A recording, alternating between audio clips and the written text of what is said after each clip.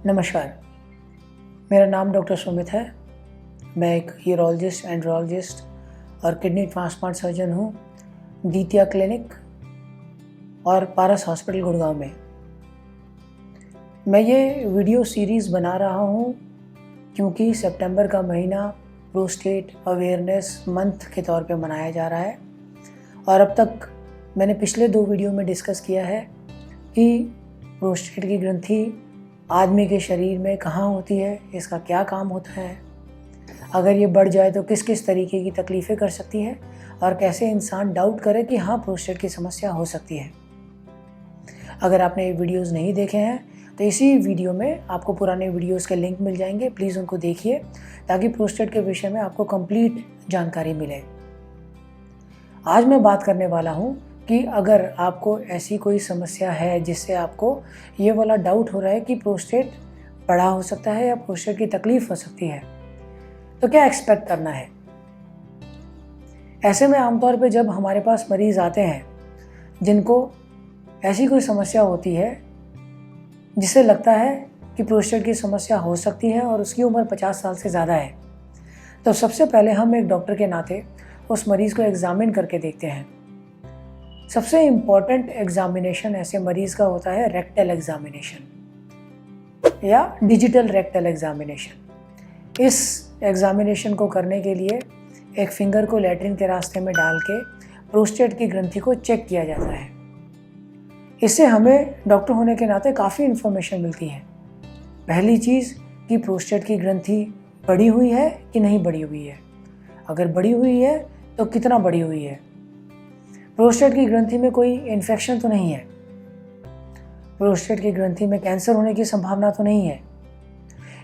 ये वाली सारी चीज़ें और उसका इलाज किस पद्धति से करना ठीक रहेगा, ये वाली सारी इन्फॉर्मेशन हमें सिर्फ एक डिजिटल रेक्टल एग्जामिनेशन से ही मिल जाती है। इसके बाद चूंकि हमारे पास मरीज पेशाब की समस्या लेके आता है तो जो नेक्स्ट टेस्ट हम करते हैं उसको कहते हैं यूरोफ्लोमेट्री। यूरोफ्लोमेट्री के टेस्ट में हम मरीज़ को बोलते हैं कि पानी पी के आप अपना पेशाब रोक के रखिए और जब पेशाब का इतना प्रेशर बन जाए जितने प्रेशर पे अमूमन आप घर में जाके पेशाब कर लेते हैं, इतने प्रेशर पे हमारे पास एक मशीन होती है, उस मशीन पे पेशाब करना है। वो वाली मशीन पेशाब की धार की गति को नाप लेती है। नॉर्मल इंसान जिसके पेशाब की थैली या यूरिनरी ब्लैडर की मांसपेशियां स्ट्रांग हो और जिसके पेशाब के रास्ते में किसी भी कारण संकरापन ना हो, वो पेशाब 15 मिलीलीटर पर सेकेंड या उससे ज़्यादा तेज़ धार से करता है। अगर प्रोस्टेट की ग्रंथि पेशाब के रास्ते में रुकावट कर रही है तो उसकी धार कमज़ोर हो जाती है। जितनी ज़्यादा रुकावट होती है उतनी ही पेशाब की धार कमज़ोर हो जाती है और इसकी जानकारी हमें यूरोफ्लोमेट्री के टेस्ट को करने से मिल जाती है। इसके बाद हम कुछ ब्लड टेस्ट करते हैं और पेशाब के टेस्ट करते हैं, जिसमें सबसे इम्पॉर्टेंट है एक PSA का टेस्ट। PSA की फुल फॉर्म होती है प्रोस्टेट स्पेसिफिक एंटीजन। ये PSA नाम का केमिकल ब्लड के टेस्ट में तब बढ़ा हुआ आता है जब प्रोस्टेट की किसी भी तरीके की समस्या हो। तो ये वाली चीज़ समझने वाली है कि PSA एक ऑर्गन स्पेसिफिक मार्कर है। ऑर्गन स्पेसिफिक का मतलब है कि प्रोस्टेट ऑर्गन में अगर किसी भी तरीके की समस्या है, चाहे वो इन्फेक्शन हो, चाहे वो ट्रॉमा हो, चाहे वो कैंसर हो, PSA बढ़ जाएगा। तो कई बार लोग PSA बढ़ा हुआ देखकर बहुत ज़्यादा भयभीत हो जाते हैं कि कैंसर हो गया है। तो डरने की आवश्यकता नहीं है। कैंसर के और कई लक्षण भी होते हैं। सब लक्षण अगर एक साथ हों तब कैंसर की संभावना ज़्यादा होती है। सिर्फ PSA बड़ा होने से कैंसर होने की संभावना इतनी ज़्यादा नहीं होती है, पर सावधानी बरतनी ज़रूरी है। अगर आपका PSA बढ़ा हुआ है तो डॉक्टर के पास विजिट ज़रूर करिए। इसके अलावा हम कुछ पेशाब के टेस्ट करते हैं जिससे ये पता लगता है कि पेशाब में इन्फेक्शन तो नहीं है, पेशाब में खून तो नहीं आ रहा है। ये टेस्ट के बाद आमतौर पे नेक्स्ट जो टेस्ट किया जाता है वो एक अल्ट्रासाउंड एग्जामिनेशन होता है। अल्ट्रासाउंड करने से हमें पता लग जाता है कि किडनी स्वस्थ है कि नहीं, किडनी में ज़्यादा सूजन तो नहीं है, पेशाब की थैली में प्रोस्टेट एनलार्जमेंट के कारण कोई स्ट्रेस के चेंजेस तो नहीं है, प्रोस्टेट कितना बड़ा हुआ है, उसका साइज कितना है, किस दिशा में बढ़ रहा है, अंदर की तरफ या बाहर की तरफ, कोई पथरी की समस्या तो नहीं कर रहा, पेशाब की थैली की मांसपेशी ज़्यादा मोटी तो नहीं हो गई है। और प्रोस्टेट की रूपरेखा के हिसाब से थोड़ा इस चीज़ का भी पता लगता है कि कैंसर की संभावना तो नहीं है। तो ये सारी इन्फॉर्मेशन हमें अल्ट्रासाउंड करने से मिल जाती है।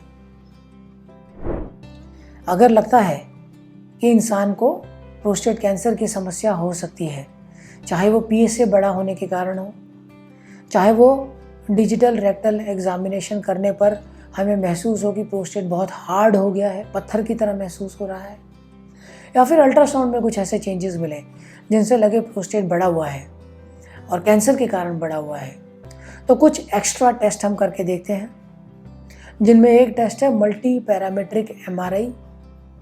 ये वाला टेस्ट प्रोस्टेट की रूपरेखा, आसपास के टिश्यूज़ में घुस रहा है कि नहीं, इसमें कैंसर होने की कितनी संभावना है, ये वाली सारी इन्फॉर्मेशन हमें देता है।